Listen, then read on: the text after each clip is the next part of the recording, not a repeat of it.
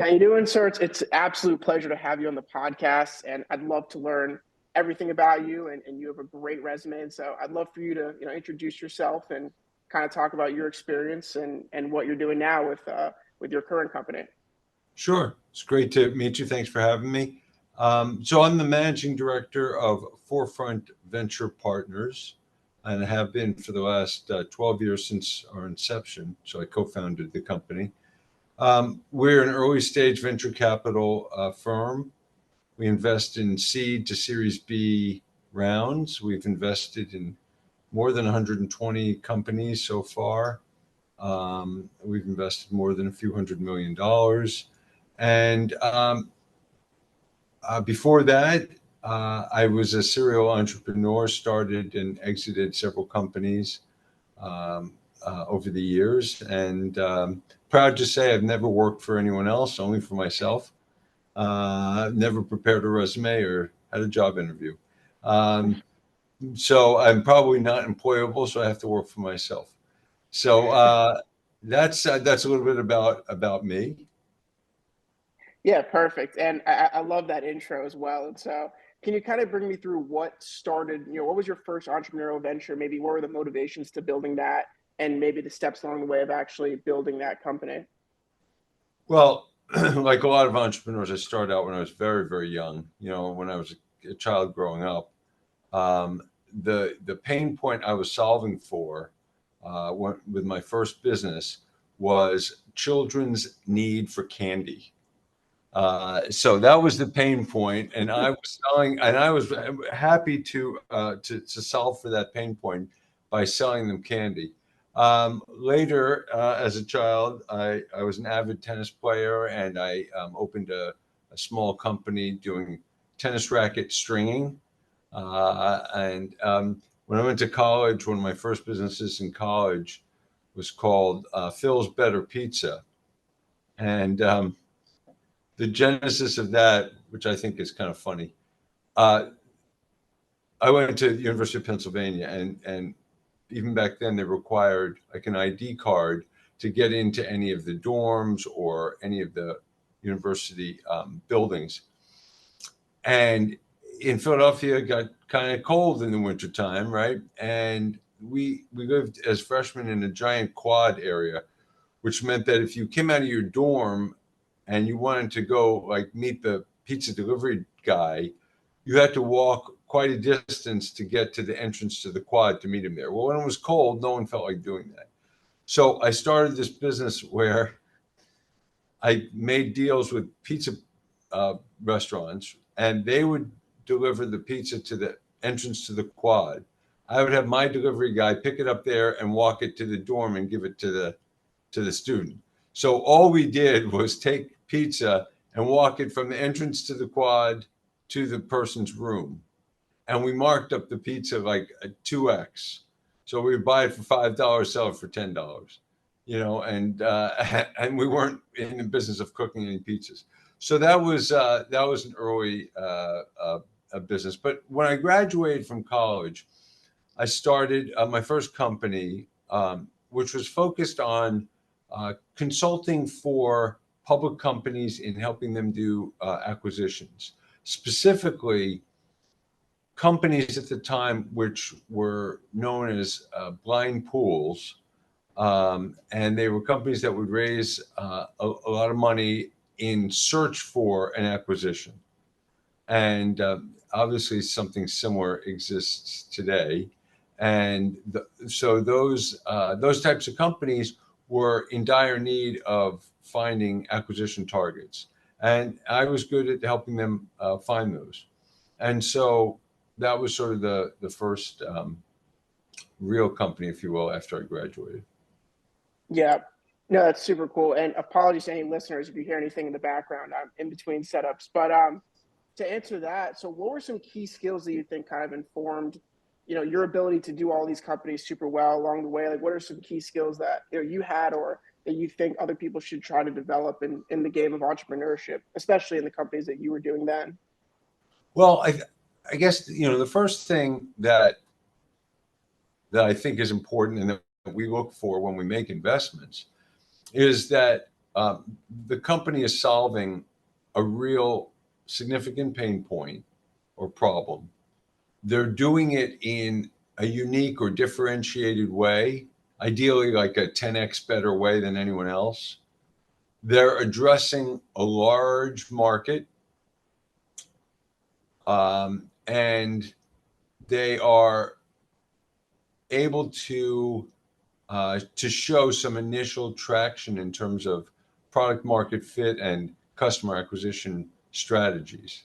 So for me, it was always about, okay, what is the need in the market? What are the pain points that need to be solved? And am I in a position where I can provide a solution that's much better than anything else, whether it be more efficient, cheaper, faster, whatever? And then, is this a large market? So sometimes we see solutions that are focused on an important problem, but it's a very, very small market. So you want to make sure it's a large enough market that's worthwhile going after. Mm-hmm. It's interesting you bring up the pain points as well, because I could speak at least in college when I see a lot of my friends trying to build businesses. They kind of build these, these companies that I feel like they're not built around solving a pain point, where it seems like an idea that would be cool, but they haven't really addressed a market that actually wants that pain point to be addressed. So have you analyzed a lot of companies to where it's not really built around a specific pain point, or they're not thinking about that as much? And yeah, I just wanted to know if you've seen that trend amongst early entrepreneurs. Yeah, I mean, we see it all the time where entrepreneurs say, this is such a cool idea. I love this. They come up with a product idea usually, and they say, this is a great product. Something I would use, but they're not solving a pain point for a lot of people. Maybe they even get some positive reinforcement from their friends who say, yeah, that's cool, I would use it. But, they're not really addressing a large problem or a significant pain point. It could be like what we refer to as a nice to have versus a need to have. We want a product that's a need to have. And once someone starts using it, they're never going to stop. They need to have it. I mean, like as an example, once a company starts using Salesforce, they almost never stop using it. They can't stop. It's just too ingrained in their process and too important for them as a business tool. I mean, similar story for Microsoft Office Suite or Gmail Suite. Once they start using it and they get really entrenched in solving problems for them, they're not going to stop using it. So, yeah, to answer your question directly, we see that all the time, all the time. Yeah, and I'd love for you to elaborate more on the other side of what you were bringing up about the large market. And so, can you kind of explain what you look for it to be qualified as a large market, and maybe some examples of that? Well, yeah, I mean, we look at like the true size of the addressable market.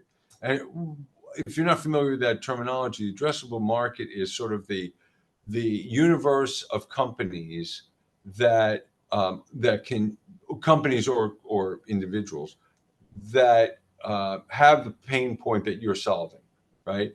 And then how much are they spending or would they spend per year for that product, or what are they spending for similar products currently? And then what's the total of that? So let's say you're selling a software product, and there are 1,000 companies in the world that would benefit from it, and they're currently using a solution that costs them, $1,000 a year, let's just say, right? So your addressable market would be $1 million. That's the total addressable market. If you had 100% of the market, right? You had all 1,000 companies paying you $1,000 a year, you would only have $1 million in annual revenue. And that's the end of that's as far as you can grow. So we like to see at least $1 billion in addressable market. We want to make sure, because no one's getting 100% of the market, and it's got to be big enough that a very small percentage of that market is going to be a significant company. But then we also like to see that they have a product roadmap, which will lead to additional products and additional addressable markets, even upsell products that can help expand the lifetime value of the customers. Does that make sense?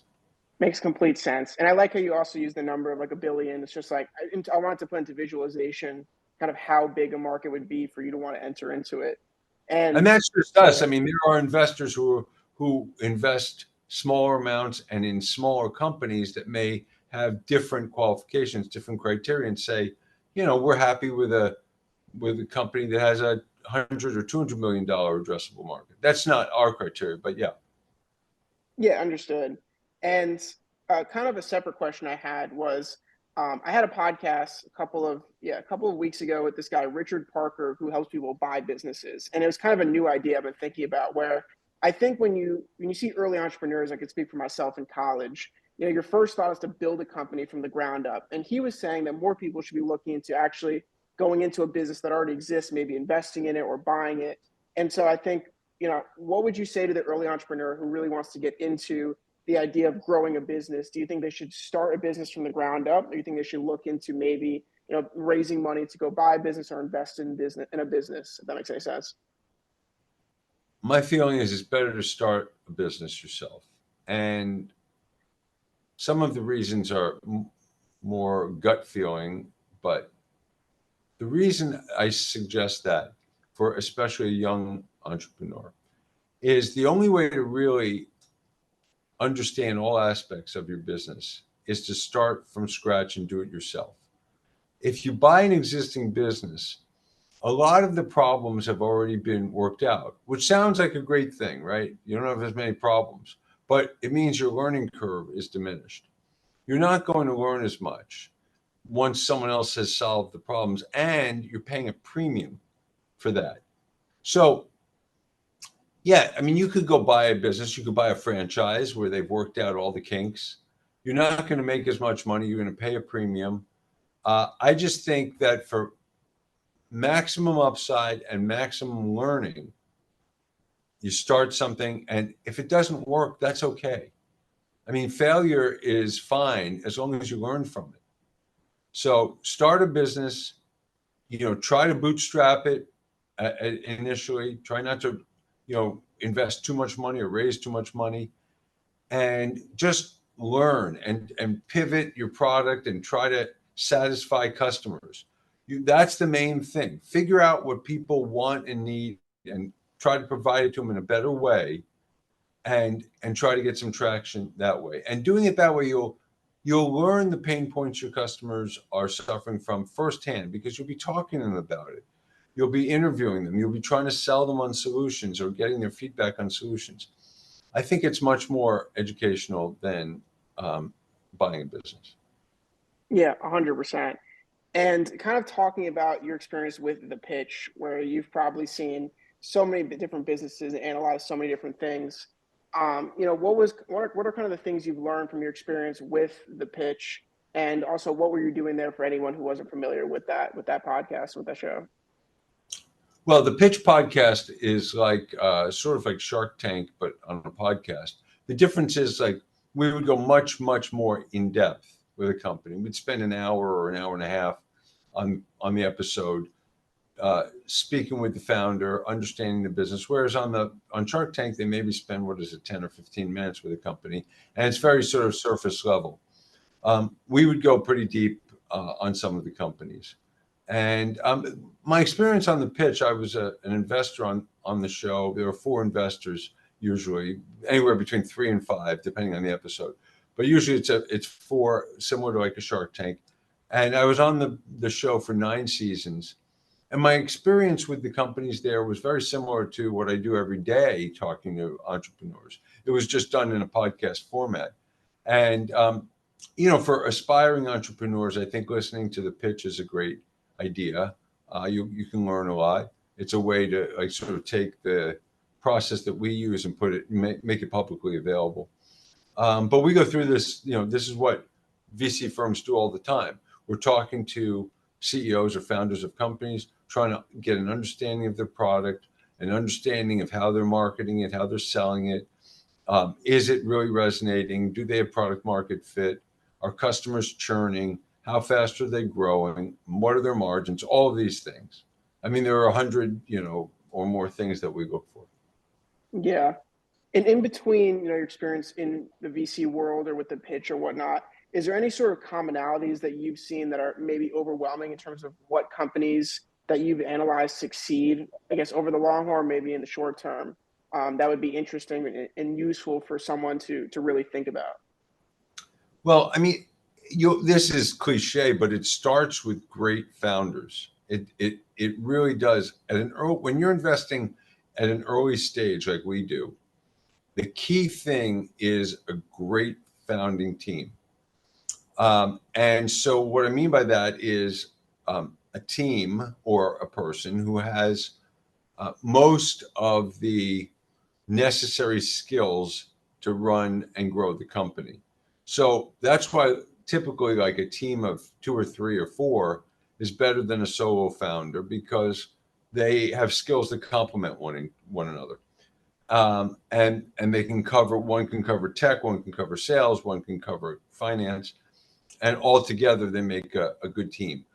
They should have a lot of conviction about the problem that they're solving, and as I said earlier, make sure they're solving a real problem with a much better solution. But in addition to having the conviction and persistence and determination, perseverance, all of that's important. They should also be coachable and adaptable. And so sometimes we see companies or founders that are so convinced that their idea is going to be a gold mine that they aren't willing to listen to feedback. They aren't willing to pivot or iterate or change at all. And that can be disastrous.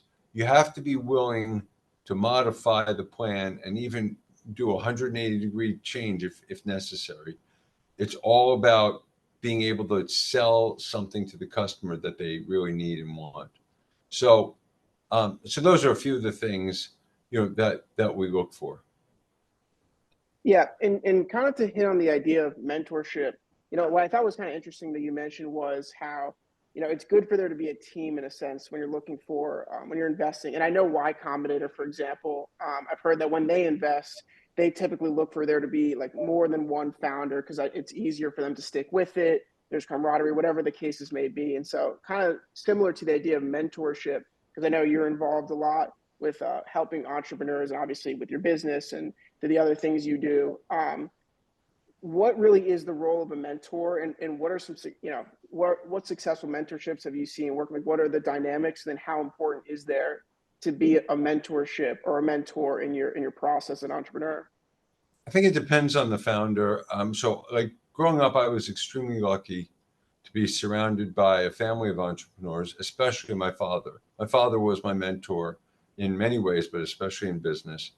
And I was very lucky. And many people don't have that opportunity. They weren't brought up in a family or in a culture that values or has experience with entrepreneurship. And so the reason that I donate a lot of time to nonprofits and help mentor founders is because they don't have the experience I have, and I want to help them avoid a lot of the pitfalls early on. And so, just trying to help them think through their business model and their go-to-market strategy and their product and positioning in the market and competition, like just those early sort of conversations and ideas about what they want to do. Some of them know they want to start a business. They have like an inkling or a thought about what market they want to be in, or even what product or service they want to offer, but it's not fully hatched yet, not fully developed. And so I try to help them like establish a game plan for, okay, what's our next step going to be? How are you going to get from A to B and then B to C? And just think about it in a logical order. And that's all. That's what I try to do with them when I mentor. And I do think it's important, but not for everyone. And some people don't like having a mentor at all. Some people don't need it. But for those who are sort of new at this and haven't had the mentorship from family or friends, it's nice to be able to have that. Yeah, I completely agree. And I definitely think there's been a lot of mentors to me along the way. And I know that that's been extremely helpful. And so, yeah, super interesting. I know when I saw the experiences you've had as being a mentor, I just thought that was interesting to touch on. And the other thing I want to talk about, let's just say, because a lot of the listeners are, college students who are probably looking at which career paths to look into. And if you really wanted to say to learn entrepreneurship in a sense, like what are some resources you think they should do? Should they look into certain books that you'd recommend, different podcasts, just go out there and start the business? Like what are some base level tips that you think you should do to actually get started and make something happen? Yeah, books are great, podcasts are great. The most important thing is just doing it. Get in there and do it, even at a really small scale. Even selling pizzas to college students. Do something at a small scale because it'll force you to learn everything: sales, marketing, finance, product, go to market, everything. And that's the best way. Sure, do some reading. I can recommend podcasts like The Pitch. I can recommend books like Lean Startup or Zero to One. I can certainly recommend articles I've written, which you can find on Medium. But that stuff's great. It might give you some ideas and spark some thoughts, but there's nothing like getting in the trenches and just doing it. And just acknowledge the fact that your first venture, 2 or 3, are not going to be successful. Just come to grips with that. If they are successful, great. You buck the odds. But don't expect them to be. The idea is just to learn. Get in there and do it and learn, and you'll be in the next venture, you'll be better off. And the next one after that, you'll be even better. Yeah, I think that's the funny thing to me is when I see like a lot of my friends who are trying to start businesses, I think they imagine that they have to, sit in a room and come up with the perfect business and they're going to Right, craft the next billion-dollar venture. When, right. I've heard so many different, very successful entrepreneurs talk about there's really going to be a graveyard of business behind you that didn't work, but it's important because you learn a lot of stuff from those business Yeah. experiences. I mean, And everyone, so, look, our yeah. society glorifies, founders like Mark Zuckerberg, who, or Bill Gates, who started their companies in their garage or in their dorm room when they were in college and have become, multi-billionaires. Okay, that's great. But don't wait around for the idea that's going to be the next, Meta or the next Google or the next, Microsoft. That don't wait around for that. I mean, and don't even imagine that you have to come up with it. Keep it very simple to start. Keep it really simple, and just learn the basics of entrepreneurship and grow from there. Your second company will be better and bigger and stronger because you will have learned from what you did. Yeah. Well, I love in the beginning when I asked about what business have you started, and then you immediately start talking about when you were selling candy, and then you're talking about the pizza business. And it's not because those things didn't matter; those things informed all of the lessons you learned along the way. But if you sat there at 5 years old and tried to come up with the perfect business, you might never come to it. So Yeah. it's And I didn't yeah. tell you, look, I didn't tell you about my additional businesses that, once I was an adult, after college and after the first company I mentioned. I didn't tell you about those, but the early companies were they taught me so much. They taught me so much, even just selling candy, taught me about sales. It taught me how to sell. I had to be a good salesperson if I was going to make money selling candy or selling pizza. I had to be good at marketing. How did I market the pizza business in college? I mean, I had to recruit talent. I'm not going out there making deliveries at just when it's 10 degrees out. So I had to recruit delivery people. I had to make deals with pizza places to sell us the pizza for only $5 each. I had to do all of that. Is that my business today? Did I make $1 million doing that business? Hell no. But I learned a lot, and that helped me in all of my future businesses. Yeah, I love that. And I know that it's nearly 30 minutes, so I just want to make sure we fit everything in. We didn't even really touch on all the big businesses you built, what you're working on now.